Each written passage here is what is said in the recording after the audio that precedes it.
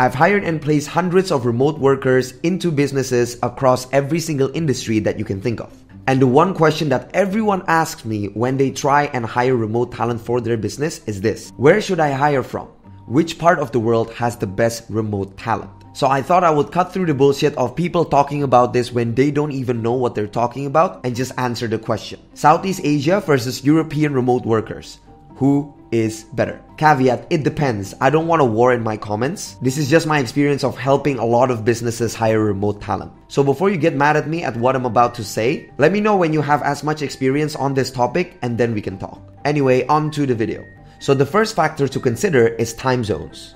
You need to consider this because it differs from businesses to businesses. Do you want real-time collaboration or do you want to extend your operational hours? Or are you one of those who really like async work? Let's start with Southeast Asia. Southeast Asia, they're usually 5 to 8 hours ahead of GMT, making them a good fit for businesses in Australia, parts of Europe, and even early risers in the US. This can be beneficial for businesses that want to extend their operational hours. Now compare that to European workers, where they're usually around the GMT time zone, making them a good fit for Western businesses in the US because you can see the overlap in the working hours. And of course, it's exactly the same working hours if you're a business in Europe. So if you're in Europe, you're looking to hire in Eastern Europe, this might be a better choice for you. So if you want real-time collaboration, this would be advantageous. So who wins?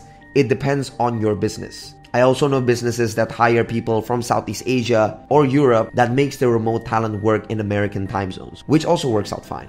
So I'm gonna give a point to each, because it's a draw. Factor number 2 is cost. You need to consider this because that's the whole point. You want to hire remote talent to save on cost. Remote talent in Southeast Asia, especially the Philippines, Indonesia, Vietnam, Malaysia, they're generally more cost effective. The cost of hiring remote talent from this region is generally lower than hiring from European remote workers, while still maintaining a high level of skill and creativity in this region. The lower cost is due to a combination of lower living expenses and less complicated labor laws, which welcomes foreign companies to actually set up operations in these countries. Whereas in Europe, including Eastern Europe, it would be slightly more expensive. But of course, the pro is if you're looking for more technical talent, that this might be a better option. So for this factor, I'm gonna give it to Southeast Asia because they're generally cheaper while still having that quality to come along with it. So 2-1 so far. The next factor is skill.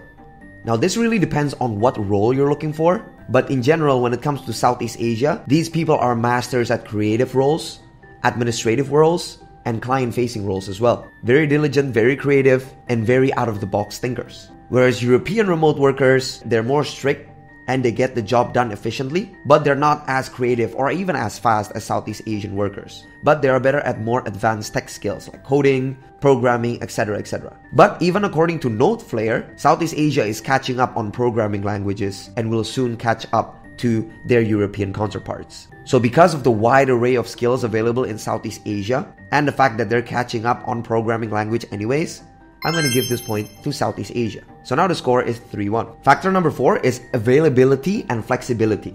You need to consider this especially if you're looking for someone fast. Southeast Asian workers are generally ready to start work quickly and it's a smoother onboarding process for them, because the labor laws there are not as stringent as the one you find in Europe. They're usually more available, more flexible, and they're usually willing to work in American time zones as well. Some European remote workers are also available to work on US time zones, but from my experience, Southeast Asian remote workers are just more flexible on this whole time zone thing and this whole ready to start and flexibility thing. So because of this, I will give the point to Southeast Asia. So now the score is up 4-1. Factor number 5 is culture. So this is very important, especially if you're looking for roles where the remote talent needs to understand American slang and American culture. This is a very interesting topic and something I talked a lot about with Frank Ponce, Mr. Beast's producer, one of my dear clients. And this is not even coming from me, it's coming from him. Southeast Asians, especially the Filipinos, actually would win against European workers.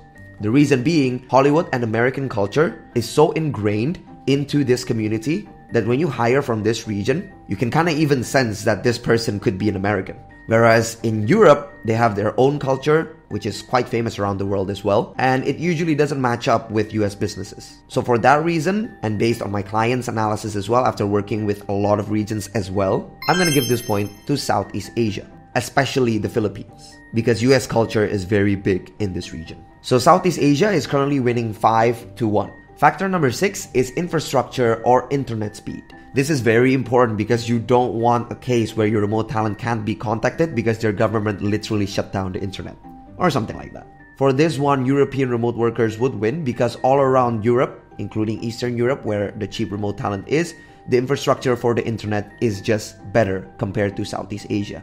Especially if we look at Southeast Asia as a whole region, even in the Philippines, Indonesia, and a lot of these hiring hubs that recruiting agencies like mine usually use, the internet infrastructure is not as advanced as the one in Europe. And more importantly, they're not as reliable. So for this one, I will give the point to Europe, which means now we're at 5-2. 5 for Southeast Asia and then 2 for Europe. Factor number 7 is willingness to go the extra mile.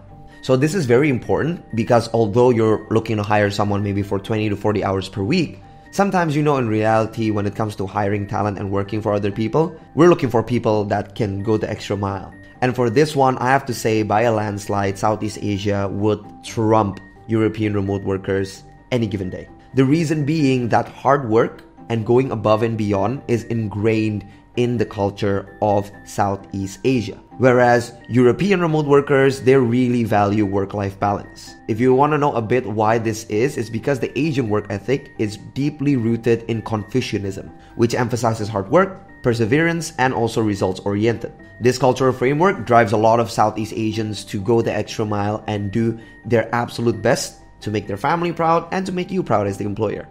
So for this one, I am definitely giving it to Southeast Asia. So right now, the score is 6-2 to Southeast Asia.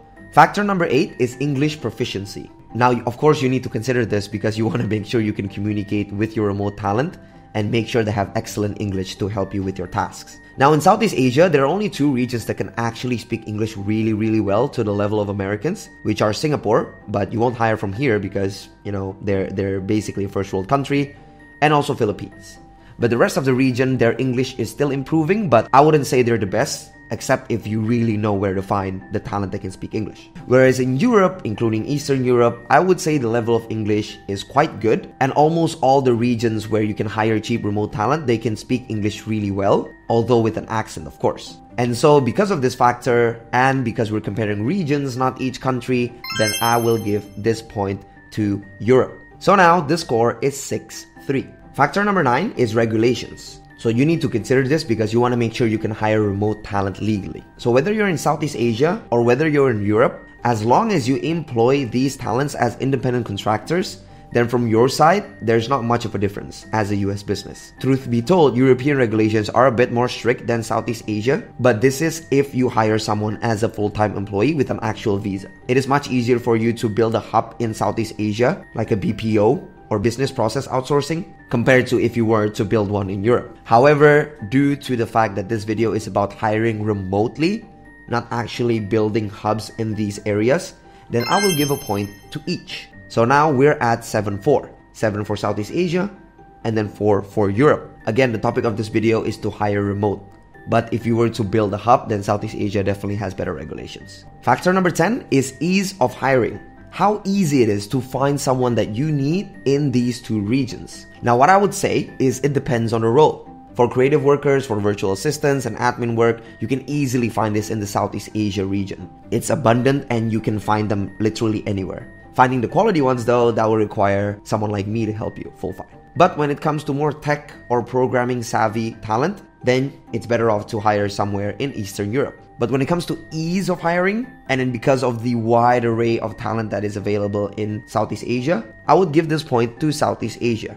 Just because of the many roles that you can find in this region, and the many countries that you can find it still at a very, very cheap cost. So, point to Southeast Asia, the current score is 8-4. And the last factor is the top 1% factor. Which region has the best A players that you can possibly find compared to other parts of the world? Now in Southeast Asia, the top 1% will be good at creative fields, video marketing, content creation, copywriting. These are the skills that you should go to Southeast Asia for.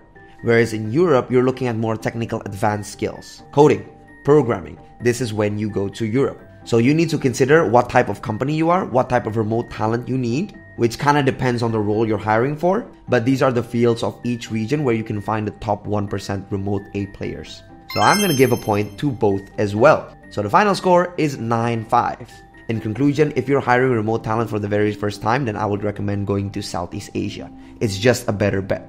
But as you can see, there's a lot of factors into deciding where best to hire remote talent from. But hopefully you got all the information you needed to make an informed decision and start taking action into hiring remote talent for your business. But there's so much to do after you decide where to hire your remote talent from. That's why I created this video here, which is a full step-by-step guide on hiring overseas or remote talent for your business. And the best part, it's 100% free on YouTube. Just click the video on the screen right now and I'll see you there.